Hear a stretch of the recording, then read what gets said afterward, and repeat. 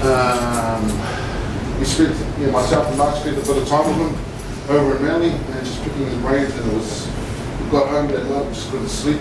Our brains were just fizzling. The following, how good this Donny is, we went and saw Penrith and Parramatta the following day, and Mark asked the question to both clubs. Oh, the lights all on. All good. Thank you, they are. Oh, yeah. Okay. Thank you. Mark asked the question, what do you guys do for fitness and just to upgrade yourselves or knowledge for the players? And a lot of them, their answer was basically, we try to see what's happening within the tyres. They're big on recovery. If all else fails, we just see what Donny does on the warm-ups and everything else. So this guy is sort of like a mecca within NRL training. So that's full compliments to you. Keep going, man. I'm watching. You forgot my outstanding good looks. You haven't touched on that. That's why Mark was still awake at night. That's what I'm supposed to look like. But yeah, I know it's surprising. He's a midget. But midgets are a little bit shorter than me. So I'd say the dwarf either because their heads are like, the shape. Mine's all in proportion. Anyways, I will leave it to Donny. Please, just if you've got any questions, fire away. Again, this time is very precious, so thank you, Donny. No, thank you. Round of applause, guys. Yeah, boys, I'll talk about us a bit, about the NRL, and then I'll talk about the game and what's required of us, which is the same for you. And then we'll talk about a couple of the boring things like the importance of the energy and eating. We'll hit that quick, and then I'll literally open up the floor to you. But look. The main thing is that if you think about the game you're playing, and I know you had a trial yesterday and you trialled against the Warriors 20s, so the speed would have been a little bit different. But the main thing is that there's something that you really need to understand, and this is what we tell our 20s. When 20s play 20s, it's fast and fit, it's skillful, but it's boy on boy, and that's literally what it is. In our competition, when you go to the reserve grade, which is around your age, when you're playing against men, it's completely different. And I'll tell you what, when you're a young fella and you're in the game, you've got your body and your energy and your fitness and your enthusiasm, and that's fantastic. When you play men, you've got something different. You've got this thing up here where the man, right, he might not be as fit as you, but he ain't going away. He's not going away. What we try and do is put the man's head into that fit, strong body, and that gives us the player that will come into the NRL. So, both competitions are very important. At the moment in Australia, we try our hardest to push back. We used to, when I started, we used to have Premier grade or the reserve grade play before NRL. It was fantastic. It was just a bash fest, But what people saw were the men who were going to come in and come into the NRL squad. Then they changed it back to the 20s, and the 20s was great, but it wasn't the same physical spectacle. It's taken people a long time to watch the 20s on TV.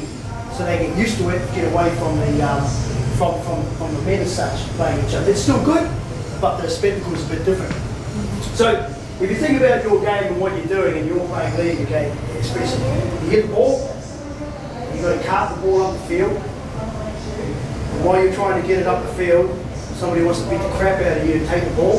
So you've got guys coming at you all the time, right? Then after they bash you and try to get the ball off you, you've got to stop them coming up and getting the ball. So it's very simple. Big bodies, strong bodies, good energy systems. That's what you're all about. Okay, how many of you fellas do your combat type sports, your boxing, your jiu-jitsu, your mixed martial arts, things like that? Any sports you want? No? Runners? Rugby union? You don't do nothing? Netball?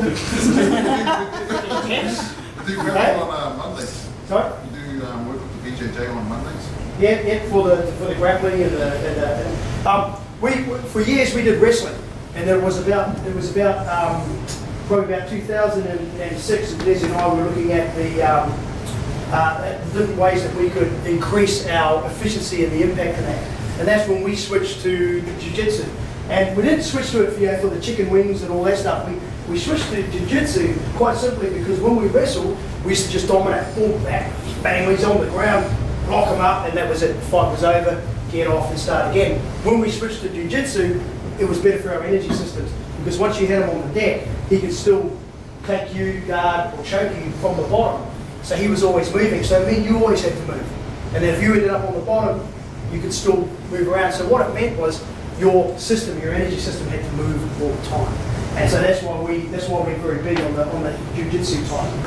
Absolutely nothing to do with the holds and the locks or any of that stuff. Everything to do with the fact that you just got to keep moving all the time.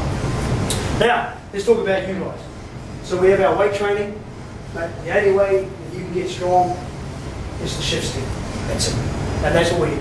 In the NRL, in the preseason, anybody who is under 95 kgs, they lift 7 times a week. 7 in a 5-day week. Anybody who's over that, it sits around about 108 or 106 or so, they're normal. They just do 5. Right? Anybody who's over that, like your T-Rexes when we had him, or your really big boys, some of those guys only lift 3 times a week. And the reason we do that is because it's for what they need. But the guy who's lifting 3 times a week, he's out doing bags, up downs, circuit work, boxing work, treadmill work. He's doing all the other extra things for his system because his body's big enough. We don't need to make him stronger. He's already strong, he's already big, but we've got to make him able to move that body around. And old David Cherry, he's sitting down there, we make him almost eat the weights. Because he's so, he's only a small guy. So we make everything fit in to what that body type needs. If you want to get strong, you have to shift. You have to, okay? To make that body strong. It doesn't have to be, I'm not talking about your size, I'm talking about just your hardness, okay? Run, you got to run, you got to run. But as we discussed with Mark and Ming when they came over, you don't have to always run long, but you've got to run hard. So for some boys, we take some of our bigger boys here and we say to ourselves, okay, if we take them out and we start running them over too long a distance, what happens is 2 things. One, he starts to change his gait so that his pace, so that he's starting to run within himself. So he's more interested in just getting the job done. For an example, when you take a forward out on the field in the NRL, if he gets into a pace, he becomes ineffective. He goes up, boom, gets a line, comes back. He goes up, boom, he gets a line. Okay? When we train him with very short, high-intensity efforts, when we go out and we get him on the field and we change the distance up, but we keep the times tight, but we keep the time short, next thing you know, he's out there. Every run he does, he's got impact. Boom, whack, boom, drops his weight, he's up, back on the line, whack, boom. And now, first time we take him out, he might last 13 minutes, then 16 minutes, then 18 minutes, and then ideally around 20. Most of our props are what we call 6-litre tanks. You guys know the VO2s out? When they get on they do the running, they have the gas analysis mask on. Ever done that? Ming, what's your last VO2? When you did your last test? That was 2 years ago. Hey? That was 2 years ago. When you put that thing on, it measures you up. In the NRL, for the big men, 6-litre tank means that you will get 70 minutes out on the field. If we had to push you 70 minutes, that's what we're looking around. Okay, guys like Matt Ballon, the hookers, and the cherries. So for a 6-litre tank, you're looking at around 57, 58 mils. That would be Sam King, Ben Kennedy, a kite. And then when you look at Matty Ballons and that, they're about 64s, 65s. So they're like 40 something on a beat, and then you just get bored. He's out of my running, so you can turn it off. Well, I stand there watching you on that one. Brendan Lawrence, BJ. He's BJ actually for a forward. He won the beat test this year, which was pretty good. He was, he's a big guy, got great leg speed. Drives up the middle of the field. But they all have one thing in common, boys. They have a really good balance. They get all their stuff at home. They get that all in check. Now you guys do it harder because they're professional. They get up in the morning, right? I've done their day. They just rock up. All they've got to do is bring their attitude, and their discipline. They get in there. There's me. There's the physio. There's a high performance guy. There's a power speed coach that I bring in specially just to do all the agility and the. So they walk in, and these people, it's like a pit stop, for a car. We all just go, boom, this is what you're doing. Okay? But I'll tell you some of the important things that I do is I go there, and the most important thing to do is make sure they eat. So they have these lunch boxes, and in the pre-season, we give them a list of what should be in there. That doesn't, we give them all these options. And I'll tell you what, if you turn up and we say, this is your lunch box, and they open it up, if that thing's not full, then shit happens. A lot of shit happens. Two reasons. Number one is, the main reason is, you must think you can get through my day eating a freaking muesli bar. And that's just, it's an insult to me. Someone's going to paste you completely, going to hurt you. So that you get up the next morning and say, oh, I'm going to take 2 muesli bars. I'm going to eat it, right? The second thing is, you actually won't get through your day. Because you just won't have the energy. So, what I relate that to you is this. You guys, you got a tough one. You get up, you go to work. Then, while you're at work, he's thinking of dastardly things to do to you when you finish work. He's thinking of ways to make you run around, exhaust you, deplete your system so that they can refill it, and then you'll be better and stronger than you were the day before. You know what I mean? Your main thing as individuals, alright? You've got a big advantage over us because you've already got what we call the natural attitude. You want to be out there. Here's the big difference. Some of these guys get paid. They want to be there, but after a while it becomes a job to them. And it's fantastic, and it's brilliant. But your competition is because you like going out there, running the ball, making contact, hitting people, running. If you lose together. If you win, it's the best feeling in the world. Right? I remember when we lost the 2007 grand final against Storm. Then my wife just said to me about halfway through the next year, get over it, get out. One of those two. Because that's how, it's devastating. I'm sure you've played in teams where you've lost games. But those are the things that we have to deal with. Next year looks much better, halfway through the year, she said, yeah, you won 40 nil, get over it. So, here's the thing. When you work, when you get up, when you go to uni, school, your job, even if you're not working, whatever it is, what you need to do is know that when you turn up here and you're ready to train, you've got to be fueled, you've got to be ready to go, you've got to be hydrated. And it sounds like, I know about that. But here's the reality. You just won't move. It'd be like you walk out and don't put any petrol in your car. Or you put petrol in but you don't put oil. And the light's flashing, it should be right next when you're sitting out there. Everyone backed up on you. You're looking at your car because it's run out of steam. That's what you've got to be like. So, rule number one is, just like my guys, you've got to prepare your day. Okay? And I know it sounds like an annoying thing. I promise you, when your body feels gassed, man, I'll tell you nothing feels better than that. That's number one. Number two is getting into your routines for your training. Now, you are fortunate because I've got to tell you, I've received, Mark sent me out some stuff, they came out and saw us, and then he sent me this format and programming system for pre-season and for how he envisioned taking you from the start through the year, the periodization through to the end. And he said to me, Donny, can you correct it and look at it and get back to me? And I'll tell you, I didn't get back to him. And the reason I didn't was because there was nothing wrong with it. It was perfect. It was exactly how it should be done. So you're very fortunate in that you have people who know what they're doing around you. That's another big thing. All right? And the third thing is that skill set. When you get out there and do your skills, do you mix your skills with your fitness or do you isolate them? So you mix them together? And that's, especially for the reserve grade players, for the guys who work all day or the guys who aren't doing it professionally, it's essential, which you guys have done, is to get that ball in the hand. Because, fitness is great, fitness is that, but fitness can also be that thing that turns you off. Me, I can isolate anaerobic, phosphate, lactate. I can do all that because the boys still get an hour and a half of shifting the ball. They're always getting variations. You guys, fortunately, they mix the fitness together, so you're just up-tempo, changing your formats, changing the size of the field, changing the games, putting 2 balls in, whatever it is, and you're always moving. Okay? You're always moving the ship. Tell me, how many of you got? How many sort of minutes did we play yesterday when we did the trial match? Sort of. 20 minutes. Roughly about 40 minutes. About 40 minutes. Yeah. So how did that feel? Anybody got any feedback on that? Was the speed much different? Was the physicality different? Fast, yeah. But what about when you made contact? Was that much different from that? from your other games? When you actually drilled someone, or you were getting tackled, they feel, did their speed, match their impact, or were you able to put as much impact into your contact?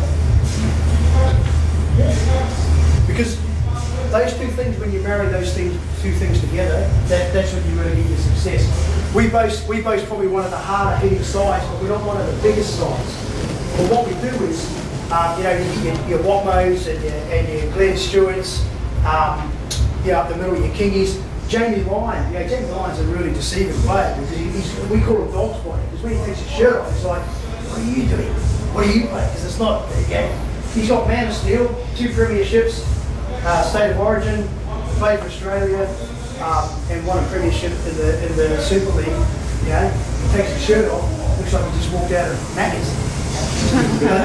But what he has is, he has this incredible physiology.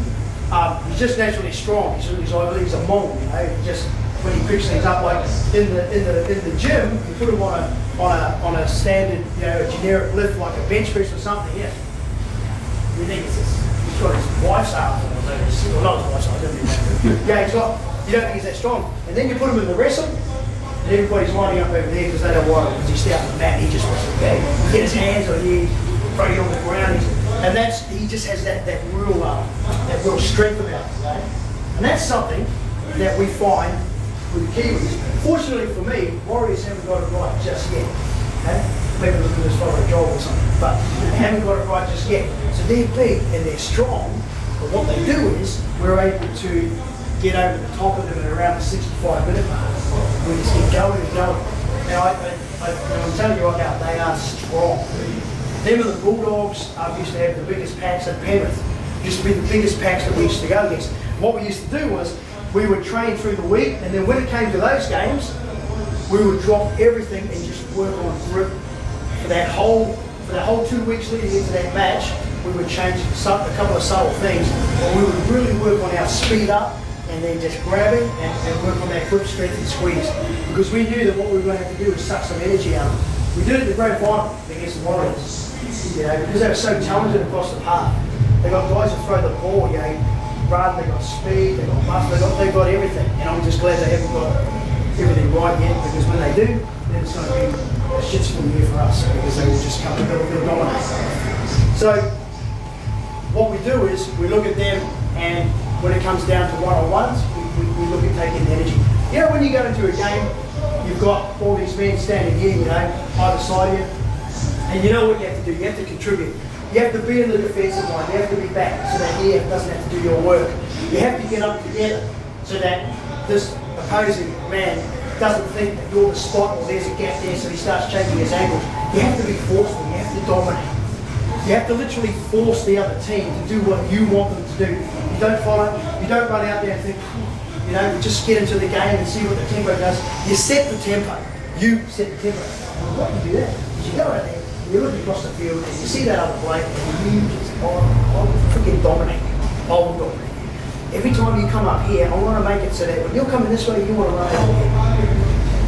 I'm only a small guy, I want to make you want to run into him. Because every time I hit you, if I hit you so hard, all your tattoos will end up on the front of this. Smack me that hard, you'll have curly ginger freaking hair by the time the game's finished. You'll be a wreck. That's what we're going to do. And that's the attitude that you have. You just go out there. Because it's 80 minutes. So for you, the most important thing that the best advice I can give to you is this. Number one, fueling your body so you can get the best out of your training. And it sounds annoying, but it's true. You've got to drink through the day, boys. You've got to have that water, and you've got to have that lunchbox, and you've got to have your snacks. Never turn up to training empty. If you turn up empty, you're just setting yourself back, and you'll probably let the bloke down next to you, okay?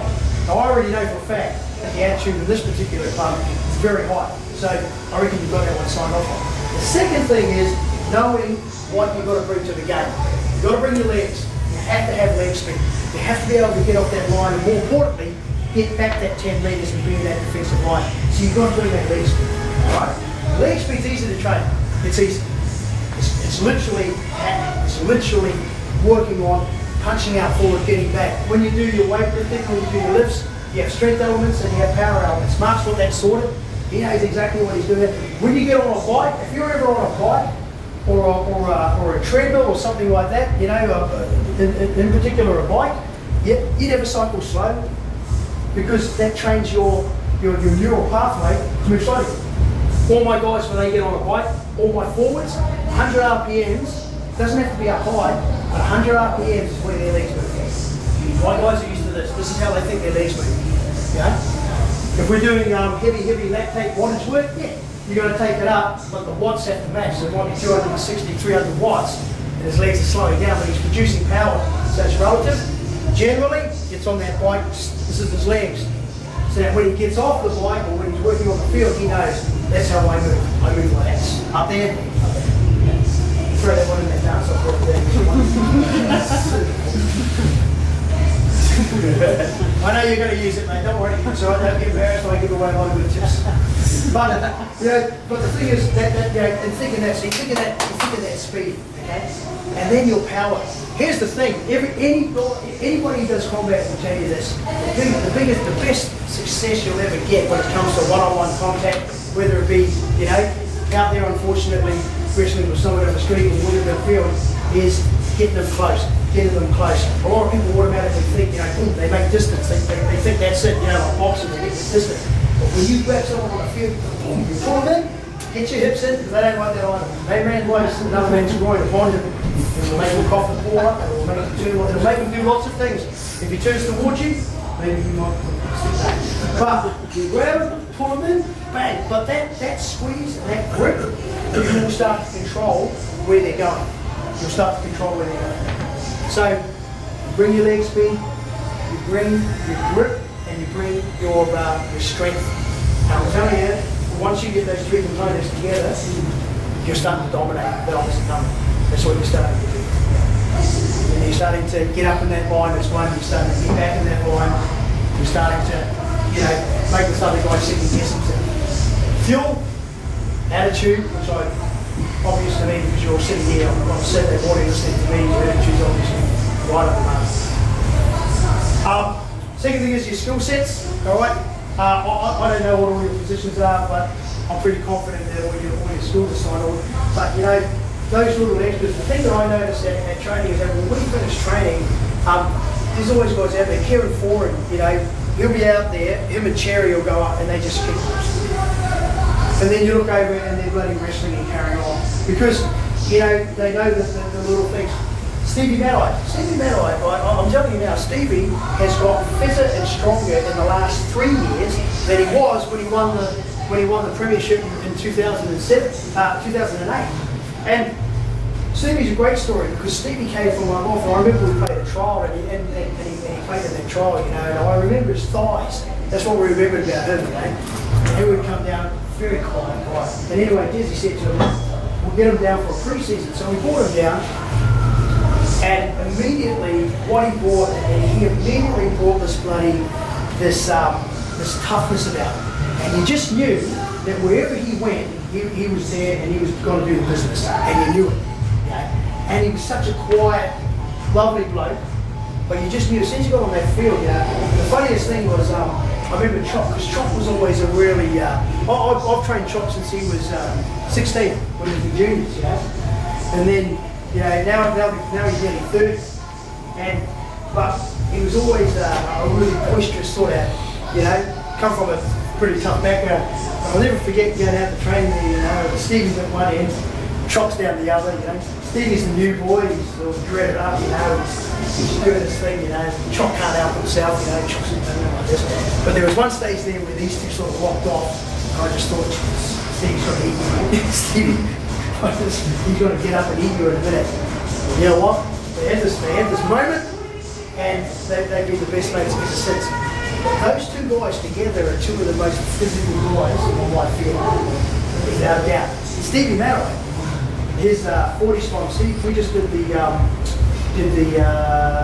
Wingate Power, which is it's quite a funny test. Anyone know the Wingate? You know the Wingate smart? Yeah, what they do is they get on this bike, right?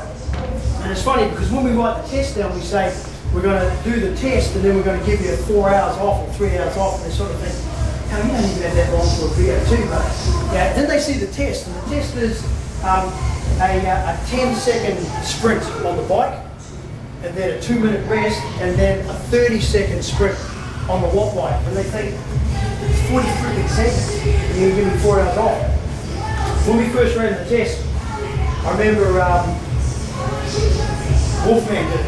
Yeah, he did the test first, and he was gone. He vomited. You know, when you've got all these guys in lab coats standing around, you've got me and Des standing there, we're all just on this bike like this, and just going like that. Everyone's freaking go.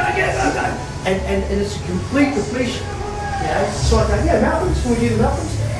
So do you do how do you do your mountains? Do you do them 6 or 3s, or how do you do your 3s?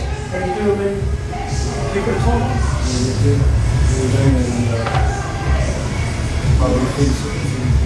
Every 30 days? Every 30, yeah. Man, that's tough if you're doing that. If you're going 3 and 30 off, he's an asshole. That's good. That's real good, man. What we do, and what we do is we have 2 markers, and we have a 34 and 36 top. And same thing, but we put a minute in recovery, or around 45 seconds. Sometimes we go off heart rates. But you've got to get your 3 done. Most of the boys get it done between 33 and 35 seconds. They'll get the 3 mountains done. Then they get that recovery time. Then they go again. Then they get that recovery. Then they go again. And once we keep them up there, we know that they're inside those markers.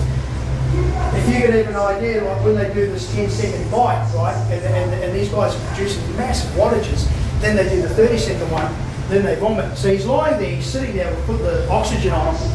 Brett Stewart walks in. He sees him sitting on the sofa, he looks over and he goes, what'd you do? You know, he can't talk, so as you know, please, 10 seconds and then 30 seconds. Next minute, Brett Stewart's sitting on there. He's got his oxygen on. He's like that. His brother walks in. What are you doing? And this went on all morning. I'm telling you, nearly through the holiday. What are you doing? What are you getting? Please, look at you. You're disgrace. You're leaving on the flight next minute. He's sitting on there. But that's how much effort. One thing I do know for sure is that, and we all love it, especially for guys like yourself who have these these honest livings through the day before you get your football, is that competitiveness. And we all know, coaches and trainers, we all know, as soon as we put points or winners or parameters on something, we know you guys change. And I'll tell you something that's interesting. When we train, the boys will be dead, and then we'll say, right, we've got to finish the game. You know, we'll do an offside touch or 2-ball, or we'll do a hit set, and we'll see who scores. You know, they pretend they're having their photo at the end, and they go through all the. But when we look at the GPS, you know, we'll see that we've run 7 Ks. We'll see that the average heart rates, you know, were between 165, 176, and that the peak speeds are around 32, 34 Ks. Some of them, you know, the middlemen sitting around the 29s and that. We'll have a look at all this number, and then you say, right, we're going to verse each other, and suddenly everything is bam, it goes again. Because everyone's, suddenly it's a completely different attitude. It's competitiveness. I'll tell you the biggest advantage you can have in a game. All the other teams will say, get out there, weather the storm, second wind comes, boom, we'll go. You know what? Get rid of that second. Don't worry about waiting for that second wind. When you go out there, you know, the second wind can be forced upon you, you just go. Everything's done nice and quick.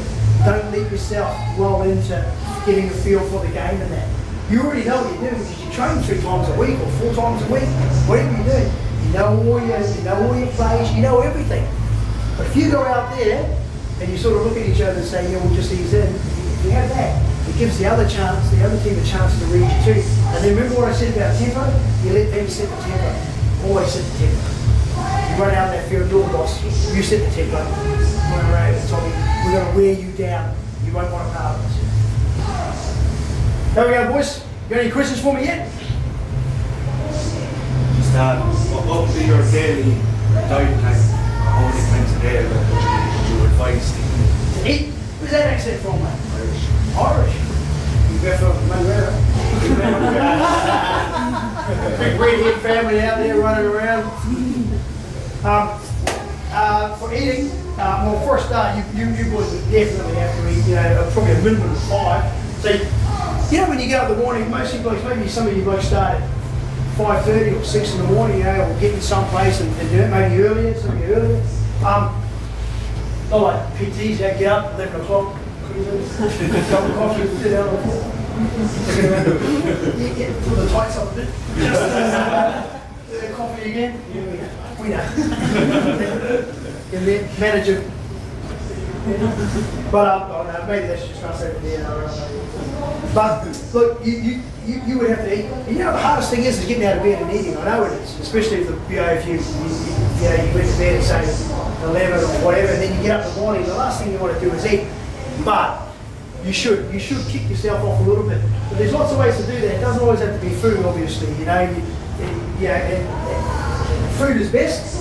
But if you don't have a stomach for eating, what you want to do, you need to mix that smoothie or something that you can drink the night before, and then put it, you know, in the fridge and take it in your car. Because eventually, even if you're sipping, it's going in. But what you want to do is this: aftermarket meat, finish with it, right? You're empty, you're depleted, and they've done that on purpose because they know that then it's the recharge. But you only have a very small window to ensure that your blood sugar level gets back to normal. If your blood sugar level stays here, right, suddenly it's taking 24 to 48 to bring up. So the longer you leave it, the harder it is to come back, you know, and spark up a bit. But if within half an hour after training, or 20 minutes, all you've got to do is just very simple. It could either be, you know, a couple of bits of fruit, or it could be, a bit of bread with jam, anything like that with a little bit of carb or a little bit of protein. If you get it in, what will happen is it'll kick your blood sugar level back to there, and then that's a good place for it to start again. Yeah? I don't know how many of you driving a car. My wife hates it because when I drive the car, I'm the guy who drives it right down till it's like in the red, you know, right down there, and then I give it to her and say, oh no, I don't need it today. Oh, it's a petrol on your way home. If you get to wherever you're going. But the thing is that, you know, when you drive your car around like that, any mechanic will tell you if somebody up. Once you start driving your car and you're taking the stuff off the bottom of the tank, that's the rubbish. Every bit of sediment, everything heavy is filtered down through and into the bottom of that gas tank. So if you start drawing all that up and then it goes through your engine, that's not good fuel, if you know what I mean. But if you always keep your tank half full, you'll stay away from that sediment on the bottom. Does that sort of make sense? Yeah. You'll stay away from it. Your body's the same. If you keep just charging your body as you go through the day, you know, good charging, not bad charging, the magnets, they drive foods, you know, you're good. If you keep up your tunas, rices, bit of pasta, sandwiches, you know, you're keeping it there, then you're gonna be fine. And you will always feel like you're sort of creeping along. And you should be thinking to yourself, I'm going to eat so I can get through the day. You know what the best example of fitness is? I'll tell you what fitness is. I'll tell you what good fitness is. Good fitness is when you can get up in the morning, you can go to work, and then you can go to training, and then when you finish training, you've got a bit left over for the family. How many of you fellas here are married? Married. Yeah, you other ugly bastards, you got a while, but you haven't changed. Look at you. Right? That's, if you like, women. Because it is legal over here, I hear. That's why I said to can't come over.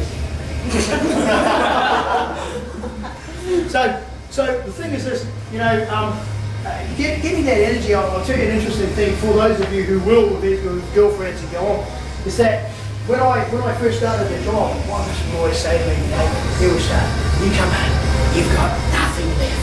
You give all your good stuff to the men. You go out there, you're all about to, and everyone comes up to me, oh, you're so energetic. You come home, you're like this. Because what I was doing was I was depleting their tank. I give everything to work, which I had to, pay some bills. Then, you know, training, running around. But then when I got home, I didn't have this extra bit of tank.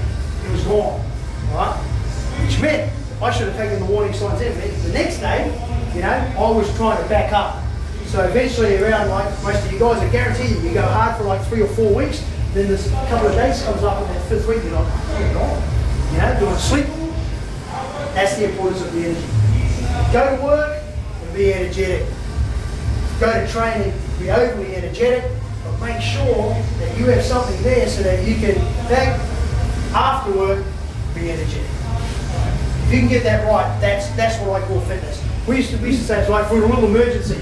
You go home, something goes down, something happens, you got to have energy, you got to be ready to go. Right? So that's my tip of the day is that. Make your fitness last right up when you go to bed. You save a little bit for bed, I don't know. But you need a couple of minutes. Alright? Here we go, me. Your wife is frowning me, so you want to maybe push that timing out a little, do some anaerobic work. Instead you can make 5. But that's the good thing is to get that. So the answer to your question is you need to be at least time. You need to be having something. If it's breakfast, and okay, look, if you're not going to eat first thing in the morning, you do need to eat before. If you've been up running around for 2 hours, yeah, you got to eat. You have to eat for that 2 hours. Whatever it is, milkshake, and don't forget, the simple things are good too. It doesn't have to be proteins and high foods. You're talking, even complains or sustagens, things like that. Something just to kick you along. It doesn't have to be a couple of bits of fruit, and that's fine. Then you've got to have your breakfast, right? Then you've got to have your morning tea or such, or whatever it is, or as Ming says, small lunch. He still says that. Small lunch? No, I don't know if Ming knows what small lunch is. Small lunch. Then you have your lunch. Then you got to have another snack somewhere, and then you got to have your dinner. That's how it is. That's what makes you work. If you're not doing that, then you're not putting enough in, so you can go and do the business. Here's the other thing that shocks a lot of guys. If you can play football and you can move the ball, if you have the skills to shift the ball, I'm telling you, anybody who has the skills, and I know age can be a factor, so we won't lie there, but if you have the skills to shift the ball left and right, make your tackles, if you have all your elements of your game, then the only difference between you and NRL is your capacity to last 80 minutes or stay up with the speed of the game. The only thing that makes the difference is the pure fitness and physical ability of you to stay in the game. When we are in the NRL, we say we play the game set by set, minute by minute. The difference between champion teams and non-champion teams is the amount of individuals who can focus for every set, for every minute. Like us right now, we've got a few young guys, and as you know, we lost Joe Novell, outstanding prop, solid of the earth and rock solid. We lost Kite. Okay, he was getting a little bit old, but still, he's a 70-minute player. Stays in every set. Okay, we lost Big Georgie Rose. He could only play a short time, but devastating in his time. Big man, great agility. So we lost 3 very experienced props, and between them, especially with Joe, you're talking, 30 years. They're all in there, hundreds and hundreds of games. Now we've got young guys, and they're fit. And they're strong, and they've got these big 6-litre tanks. What we need to find out now is how long can he stay in the game? Can he go set by set? Can he keep us focused? Starling, we did the trial. Starling, yes. The other 3 guys, you could see just in some sets around the 30-minute mark, they start to switch off, they start to wane, and then you've got to go out there and go on shoot, give them a whack, and then they come back into it. The difference between winning games and losing games is the individual's capacity to stay in the game. And if you want mental toughness, and if you want, mental focus, you've got to be fit and you've got to be strong. It can never be underestimated. When I came into the job, I was actually in Japan with rugby union, and before that I was with ice hockey, Australian tennis, and I was with the Waratahs back in '92 when it was the Super 10. And that's the thing that I've noticed about all those sports that I've worked with in all those countries is that you meet these particular individuals, and Jamie Lyons, one of the best. They just stay in it, caring for it, stays in it. Doesn't matter when you run out, doesn't matter what minute of the game is. The guy is on, he's on and ready to go. Right? Keep your fitness up, keep your body fueled, give yourself every opportunity. Playing for each other is not an issue. You know what? That's just freaking Kiwi thing. That's an Irish thing. Except when the English bastards join in the one, we know you don't mind. It's got to. I'll send break up. You know, but you know, that's the whole thing. And like, you know, I've spoken to some of the boys. They really enjoyed coming out to visit you boys the other day. Okay? And I'll tell you what's really good is that obviously the way you received them made them relax, because NRL players don't go out and dance around with the teams they're visiting, yes? Yeah. Next thing you know, they're putting dresses on, you know, put lipstick on. But the thing is this, you know, that whole attitude, I like to think that's something that our club has, and it did actually start with Des, and it carries on with Jeff, and it's a real humble thing. You know, these guys are legends, and they have you know origins and captaincies and Australians, and they're all famous and that. But you know what? When they get down to it, they're just really decent people, and that rubs off on the players. I promise you, if Jamie Lyon or the stewards or Watmo or any of them are here, they're all the same. And Stevie, they're all the same. Because we encourage that. I'm probably the only one who's got a big ego because I'm the shortest. I'm short and I'm black. I'm their worst freaking nightmare. I tell you, the big white guys come down there and say, oh, fuck. You look at him. He's standing on a box. I previously had a tailor-made whistle, so that big. But that's one thing I like, and you know, that's something about the club that I'm really proud of. And Desi was always like that. But when we first came in, I've got to tell you, when we first came in to the club, we were real novices. We took over in 2003, Preseason, Des and I. And we just beat the crap. And you know, we didn't use sports science. We were just two guys, both very, very high on fitness. We really believed that if we hit every system, then we get what we wanted. I look back now, and we had quite a lot of good young players came in, and I admit it, they would have been really good players, but we burned them, you know, because our method of training was just so intense and so high that we didn't give them an opportunity to recharge. And through the years, you know, we really learned a lot, especially about getting to game day. Like, we used to go out and do contact sessions, you know, a day after, you know, because we were pissed off and we lost. And then eventually, as we went along, you know, we started realizing, oh, hold on, if we let them recharge, then we can get them again. If we train them fresh, then we can teach them things, and then we can push them up so that their fitness comes. And then, even better, if we leave them alone just before a game or 2 days from a game and don't put big bits of volume into them, they might just have a lot more energy in the game, and all those things were right. The good thing for us is that every NRL team was doing the same thing. We all sort of came through together. And I will say, and it sounds a bit egotistical, but the Storm and us, we got it first. And we literally were able to design our periodisation so that recovery was a bigger aspect. And then we started shortening our sessions by making them really intense. We put a lot of mixed conditioning and skills in, and we really found that some of the men were starting to get to the games, and they were pumping, and they were good to go, and they were playing for 80 minutes. Recovery sessions, you know, after matches. I know you probably contain them, Mike. You contain them for recovery with the boys the next day. Yes, I was able to do a warm down, and straight after the game last year, we go straight to the course. Straight to the course, yeah, and that's exactly what we did. What we used to do was get them up in the mornings. That was more so when we had a young team, because we didn't want them to go out and get on the juice. You know? Now things have changed, and you're still going to get that. You're always going to get that, but they're a lot more educated now. So now we do all our recovery on the night of the game, so that they sleep, because sleep's the biggest thing. And that's another thing that you guys, you know, you're all young men, and you're all very energetic, and you all like doing those things. And when your 2 minutes is up, the night when you're in bed, go to sleep, you know.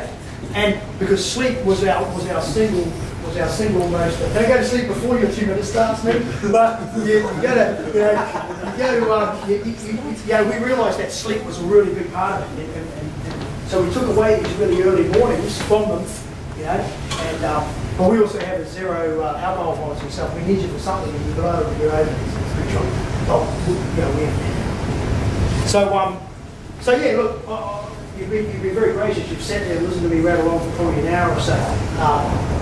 Have a moment. If you have got any questions, even about the NRL or about individuals or about anything like that, by all means, you know, have a couple of minutes and then ask me.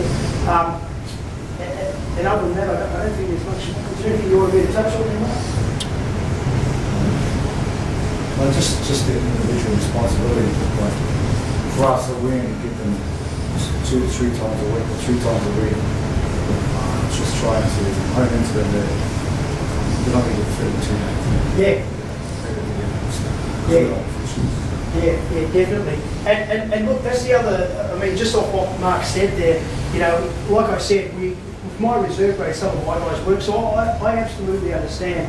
You know, some of my guys are the young fellas in the twins and that, they're brickie labourers, you know, or they're plasterers and that, so they're knackered. But here's the thing, once you get that refueling process down pat, once you start to get it, and it might take a week or so, you know, your whole idea is to get through your day and have that extra bit of energy. But exactly what Mark said, I mean, I'll just give you a quick example. So we isolate our system. So when we lift weights, all right, we have absolute strength, power, neural power, strength endurance. So we do all these sessions and they're all different. Like I said, the light guys do 7 and the big fellas do about 5 in the pre-season. When the season starts, everybody does 4. We still do 4 lifts. We're very, very big on strength. Those muscles that you've got hanging off your body, they're big. But what you have to do is make as much of that muscle effective, you know? So you get a little fellow like me, I'm tiny, but I'm awesomely powerful, awesomely strong, awesomely quick, you know? Like, it's unbelievable. I take this shirt off, men will freaking faint. I don't tell you what women would do, I tell you. I know. Yeah, I just I do this, I could have been a male model, but no, I like training men. So the thing is that the quality of that muscle is essential. Now, muscle glycogen, obviously glycogen is a sugar, it's an energy system. It's the first one your body will choose. It's the first one you use in the game, but it's kept in muscle. So we lift, and we lift right through the season so that we can maintain our muscle glycogen stores. We do not step off our strength. We split it up. We go strength, power, strength, endurance. We split them all up. Neural, you know, really fast things, but we keep the body working. It has to work all year. And we train, you know, 4 days a week with the captain's run, and then we play the match. They have 1 day off in the week. So it just sort of gives you an idea of how important training is. We still isolate your phosphate system. You know what the phosphate is, you know, when you do that really, really explosive, that quick mark. You know, if you want to test your phosphate, this is what you do. You go out, in that big car park out there, right? So what's your name, Bill? Lenny. You go and stand in front of Ming's car, or Ming's revving the engine like that. You just stand there like that. Mate, I'll see him drive, don't worry. You stand like that, and then he just goes, oh, and he hits the accelerator, and he comes towards you, you just jump out of the way. He goes through, he spins around, comes back, jump out of the way. Spins around, jump out of the way. Jump around. Eventually, you go to jump. You run out of energy. He's going to get you. That's your phosphate. Phosphate is that. And then it gets harder and harder to recharge it. That's your phosphate. Okay? So we have to train that. Power lifts, accelerations, really fast, you know. Phosphates, 15 metres, as many, set 15 metres up, do as many sprints as they can in 15 seconds, and then give them a minute off, do 5 a days. Right? Yeah. Think of me when you're doing it. Yeah, 15 metres, yeah, and they sprint as many times as they can in 15 seconds, and then give them a minute off, warm them up first, and calves snap. And we do 5 of those, all right? But in the season, yeah, we might drop that to 3. They're very, very intense. Most of the guys get between 5 and 6, you know, because you've got to bang and turn and run. But that's phosphate, all right? So that's that really getting off that line quickly, you know, and then as you train that more and more, it gets, you know, you can make it a really efficient system. Lactate, you know, when you get this, when your legs are just heavy, and you know you're at A, and you've got to take one step, and you're thinking, you know, I can't make that step. Don't worry, it happens in NRL too. Everybody does it. That's what the orange shirt for. So you run out there, you go like that, and you push it, it gets across, you know. But that lactate, and that's when you get that burning sensation. That's when Mark takes you out for a run, and you're doing those, you know, the stairs, the hops, you go through the stand, and you're dropping. That's your last meters in your VO2 test. When your lungs feel alright, but your legs feel like lead, that's your lactate. That's anaerobic, okay? That's your bread and butter. That's your bread and butter. That's your Malcolm. When you're getting off the ground and you're moving, you're getting up and down. You're heaving, yeah? It's not your lungs that go first. You go to get up and you're kicking your legs forward. That's lactate.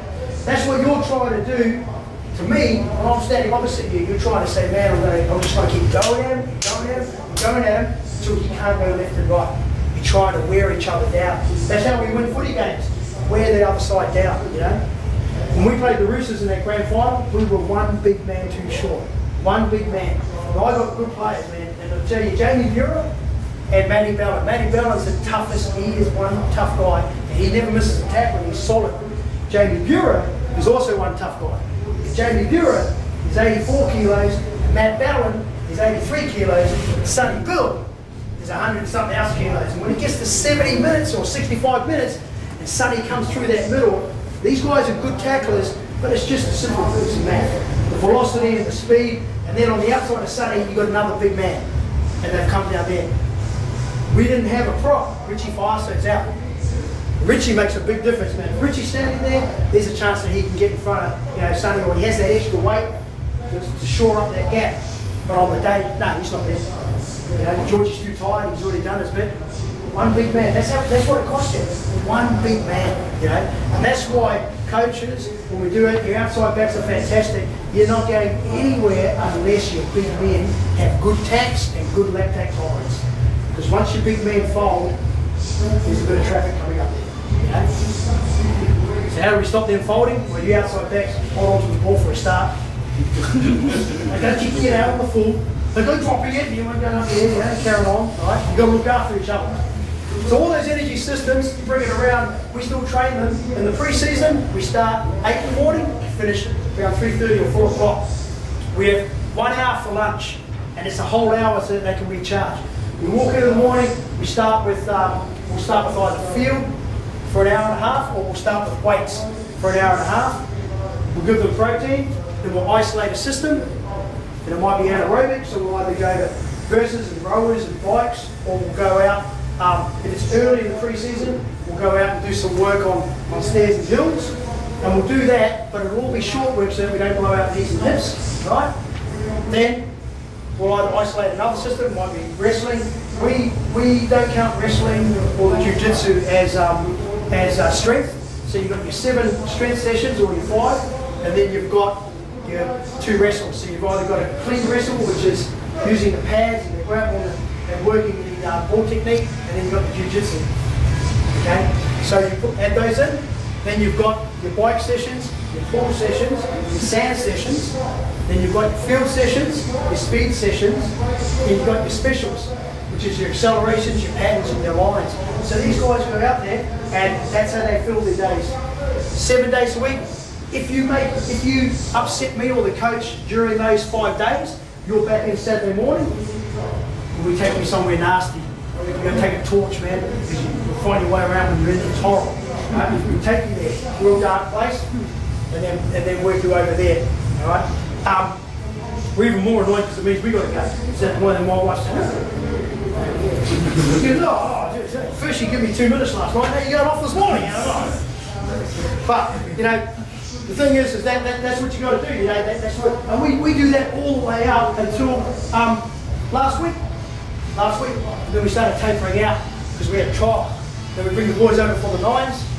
The other boys, that's why I flew in late, because I had trained them yesterday and the day before, because they don't get any time off. And then on Monday, they'll train in the afternoon when we fly back, and everybody's ready for power.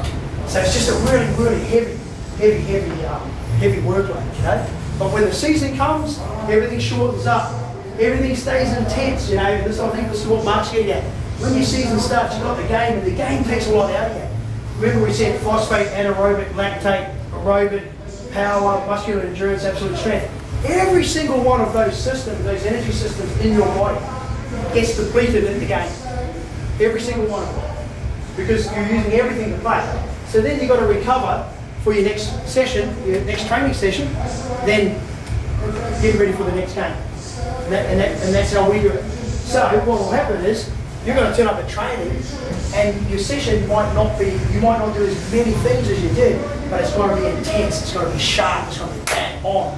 When you go and lift your weights, you know, you're going to get to your loads a lot quicker.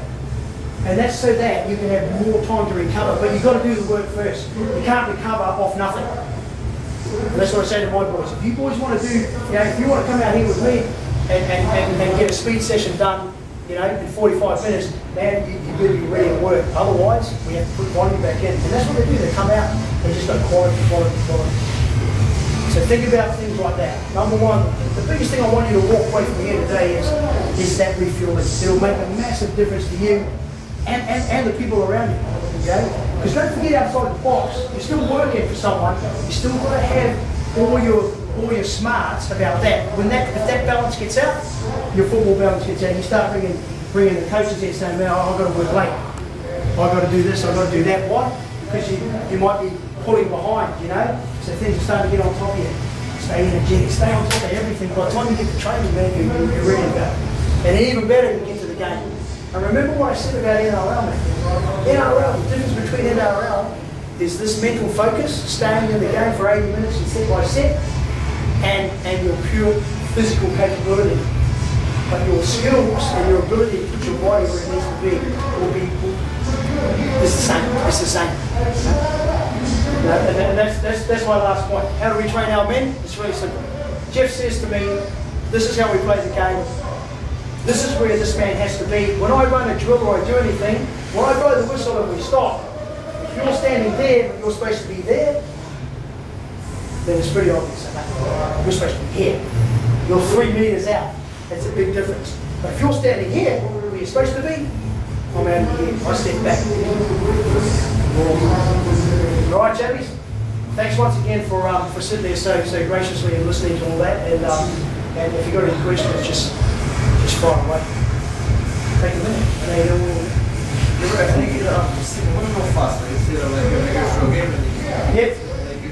Yeah. The second win comes, right, after you deplete, after you start getting to a semi-depleted state. I'll give you an example. I was just talking to Ming about the sevens. The Australian sevens, they train in the same facility as us.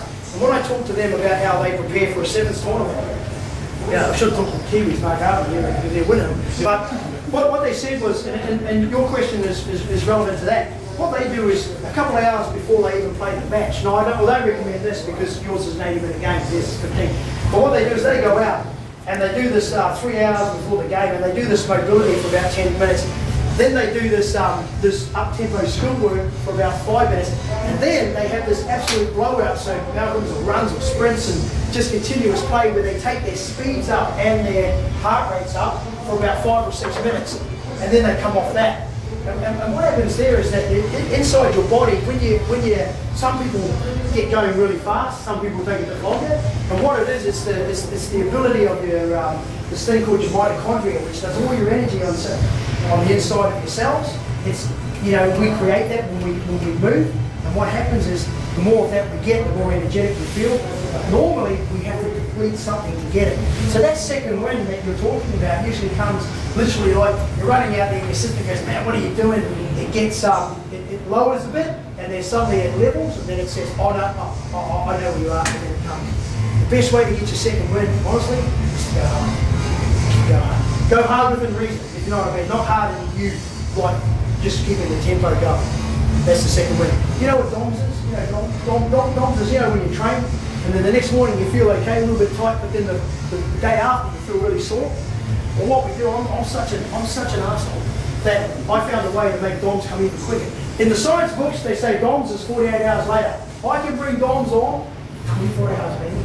I'll make you feel miserable. You're supposed to feel miserable here. I'll make you feel miserable here. Okay? But what happens is, once you feel that miserable, you move out, so I can bring them back to training a bit quicker. And what we do is we have these things called complex units, and they're literally electrodes, okay? And what we do is we get after the game and we put them on the muscles that we know they use, you know, the quads and the area, and then you get the programmer and you turn it on and it sends shocks through, you know? So you get these little contractions. And what it does is it makes the fibers contract, so you actually bring out, creates that circulation, but you bring out all the slow chemistry that would take place for the DOMs to happen. You bring it out faster. So the next day they're walking around like that. So that's a great one too. We used to have competitions. Ben Kennedy, I remember when Ben Kennedy first came, we first got them.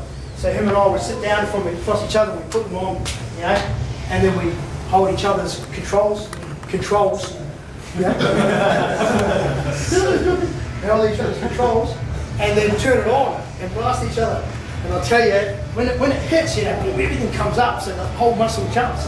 What he didn't know was this, yeah, when you plug him in, I used to plug him in. Ben Kennedy, he runs up the field, he didn't know anything about switch. He struggled to turn the light switch on.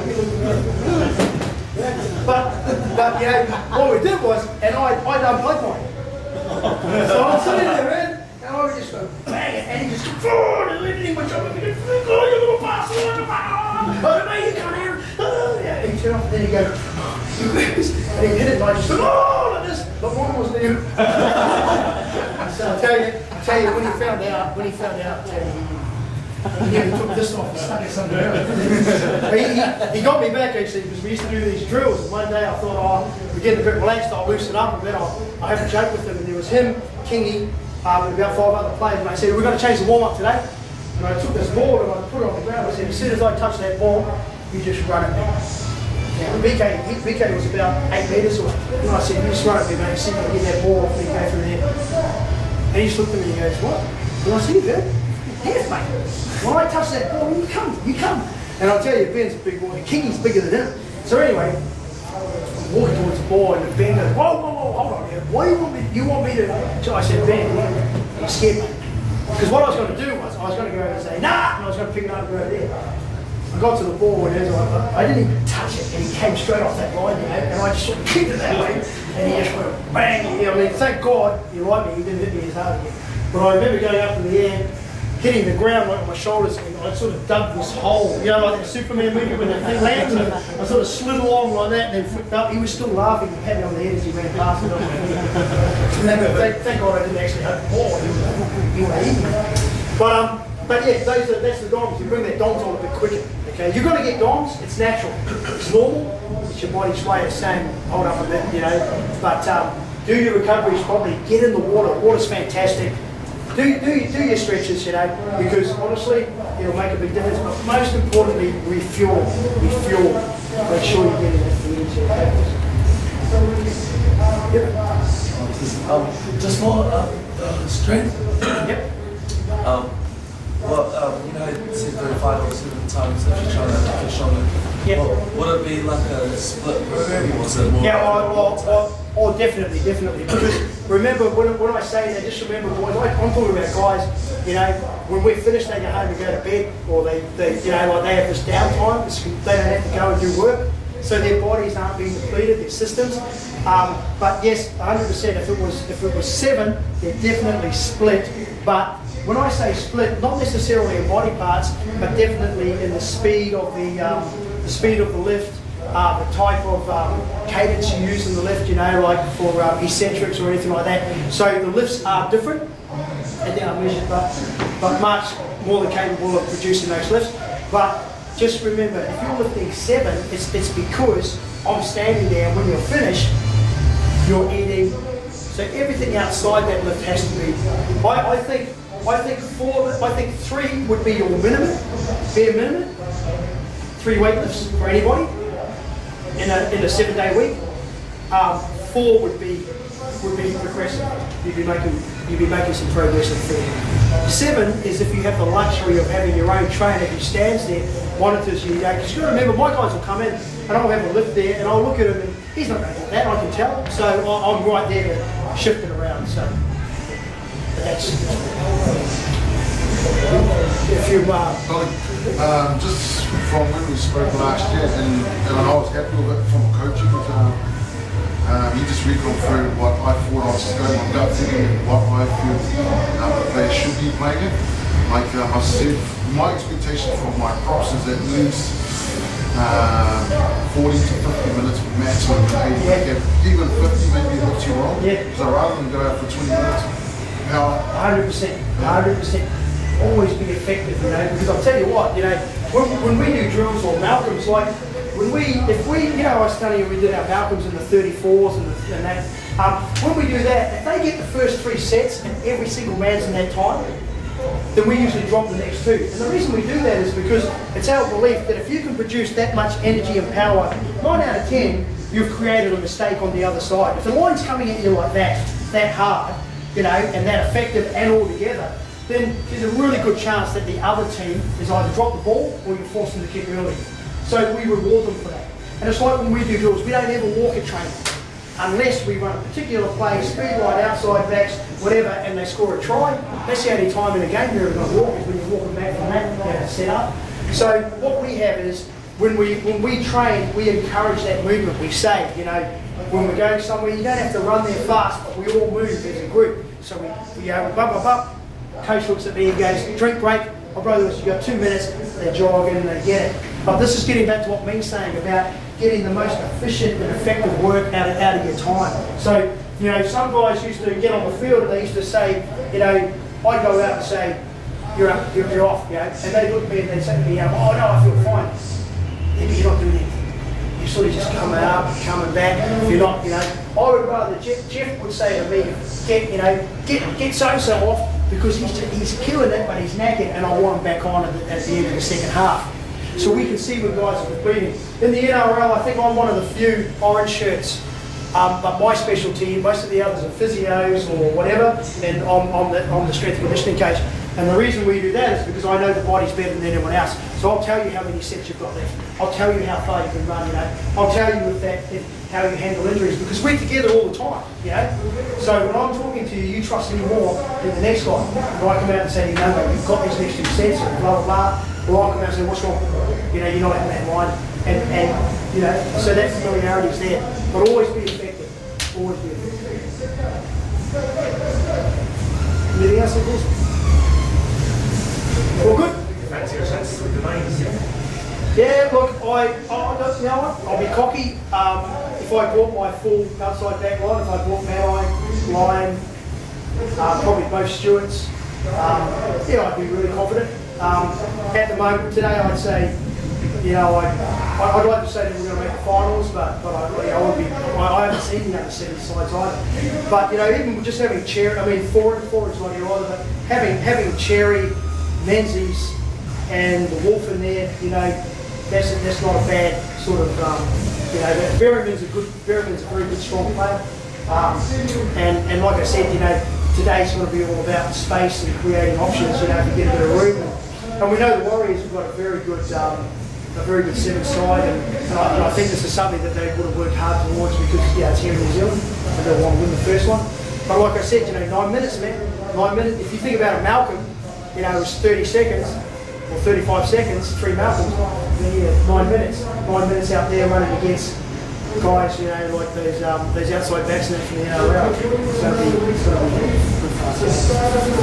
I'm looking to make the finals at least. If not, we go back to the hotel at the feed. I've got 26 rounds of finals after this, but I wouldn't mind winning another premiership. That'd be nice. God, something you want to ask me? What do you want to ask? You got something in there, eh? It's in there. Anybody over here in the corner? No? You want to ask me? You don't find with your, like say they're lifting weights in the morning, Yep. then later in the day they're moving into speed work or something. Yep. Muscles aren't pinging from over. No. If you, I mean, it all depends on, if you were going to do speed work in the evening, then you would, or really long aerobic work, 1 or 2 things would happen. If you're going to do something fairly intense, you'd push your weights up closer to it if you could, so that the body could transition in. If you did split, then you might ease off on the legs, you know, in the morning, knowing that by the end of the day they'd be a bit tired, and you might change that running outfit. But generally, what we do is, if we know we're going to do high volumes on the legs, then we change our leg work away from that, and maybe just more on quick power or neural work, light but explosive, you know. Or if we know that there are 2 days where we're not going to go hard on the field, then we bomb the legs. But yeah, the answer to the question is, you should always be aware of the load that you put on your legs, especially if you're going to go and do some heavy leg work. Sprinting actually gives you more girth around the top of the quad, acceleration in sprinting, than lifting weights. So there's a tremendous amount of force in those accelerations. And how many litres of water typically are your guys drinking a day? Probably, I don't know, what are those, I mean, we encourage, what are the bottles, about 500, or what are the milks or so? They probably drink about 4 of those, you know. Yeah, look, that's always a big one, but you've got to remember that your fluid can come in other ways too.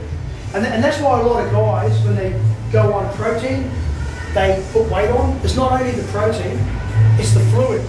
So if you used to only have 1 glass of water and 2 coffees a day, and then suddenly you have 2 proteins, that's an extra 1,000 mils or so, because your protein might be this big, you know what I mean? So that's a lot of fluid, and that also helps with your weight. The thing with proteins or supplements, just remember this, they are there to reload your system. Nobody got big eating protein. Nobody got strong and big. What that does, the reason we use protein is so that they can recharge, they can repair, and then we can hit them just as hard somewhere else the next day. Every time we put protein into you, so I can bring you back tomorrow, I'll give it to you again. That's what protein's for, recharging what we've done. Not in the front to make you lift. Saying that, if you're a skinny, we give them a shot of protein before they lift just to help their energy, and protein after. If you're a big boy, your protein's with water and you have it just after. That's what we do. Anything else over there? Do you have rest days where you do nothing? Yes. Yep. How many? In the pre-season, we give them the weekends off. And in season, we'll be usually 2 days out from the game. We'll give them nothing. And that's more for mental too, so they can switch off. You know, move away from football for a sec, get all those things, you know, done that they have to get done. But so an ideal week would be, you know, we might train Monday. We'll train. If we play Sunday, we'll have Monday off. Okay, but then we'll go Tuesday, Wednesday train, Thursday off, Friday skippers, Saturday play. Because we've already filled the tanks. Look, it's always going to be carbs. It's always going to be plenty of chicken or meat with a pasta. You know, we don't eat fishes. We don't eat fish dishes because you know, just in case there's a chance you get a bad bit. And then so we steer away from that. Meat we find is quite heavy. You know, unless it's a really good, great beef. But we encourage our guys. A lot of our guys have the same routines. Balance and that they'll usually have big pasta dishes with either a meat sauce or a chicken sauce. Yeah, just stay away from the creams and that, you know. Which is pretty annoying for these boys because this is the first time that we've done it 9. The last one I did was back in 2002 or 3. So now these guys come here and usually we have the pre-game dinner, and then now we're going to have 2 pre-game dinners, and they don't change much. So you know the variety is a bit, you know, without. But you got to get that. You got to make sure they're charged for the morning. Anything else, guys? Yeah. Look, I hope you got something out of that, and like I said, Mark and Ming are you know, they're in contact with me. Well, they can get to me easy. So. If you ever have any questions or anything like that, you know, and you know, I'm sure these guys can answer them. But if there's anything of interest to you, just let them know and they'll fire it across to me. Awesome. Cheers, Donny. Yeah. Thanks, boys. Okay, it's still hot. What they put in that? I hope you guys learned something from this. You know, it's just reinforcing what Mark's trying to apply. I've learned a lot of things with Donny. We're still yet to apply them once the season starts, once we bring in our white squad. But you know, please take on board. Don't just again go in one area and out of the other. You know, you've got to go in and sink in there, especially recovery and nutrition are the biggies. Yeah. So if we know that on the head, we can cover a lot faster. How's the boys from the Cooks? I'll just add on to that too, is that, you know, one of the things that I work a lot with the 2 captains, with Kenny and Jamie Lyon, and what I do is, if the session's getting flat, then I go and talk to them. And I say to them, it's going to get ugly. Like the coach is going to come over here. We need to pick it up. We can only shorten things when we get quality. If we don't get quality, we can't shorten. Does that make sense? So if the boys aren't switched on, you know, and the coach isn't happy, and you know, and Jeff, mate, he's an unhappy person anyway. But if he's watching something, you know, and I can see it, I can see him just going, you know, and we really, I'll go to Jamie now and I'll say, listen, you've got 10 minutes, or you're going to have 30 minutes. It's up to you. You've got to tighten this up. Make him smile, give him something to be happy about when we finish. And remember, it's not about always completing each play or getting the ball, but it's about the energy. Right? First thing we notice is when the boys are talking. That's the first thing we look at is the energy, and we like to finish with good energy. So I will always encourage these guys to shorten things, but I will always stand by. If you're not getting it, you can't shorten it. So even though you've heard me say you shorten things up, the reality is if you're not meeting your markers and you're not signing off and ticking that box, you can't shorten it. So it's really up to how you get out. Just so they don't come to you and say, oh, you've got to shorten it. I think it was last week, Thursday. We were meant to have a good skill session, but the energy wasn't there. So now we start off at 5:30. So we took 2 hours because the energy just wasn't there. Because nobody wants to finish with it. And then the longer that energy gets depleted, yeah, the more pissed off you got to get. And then he gets angry. You want to see an angry one of that? An angry one of these is bad enough. Angry midget. Imagine that. Angry horse. Tell you, hey, go Good Friday. Well, take a photo of you done before we shoot off. Oh, We'll take it like that. what? Let's go, guys.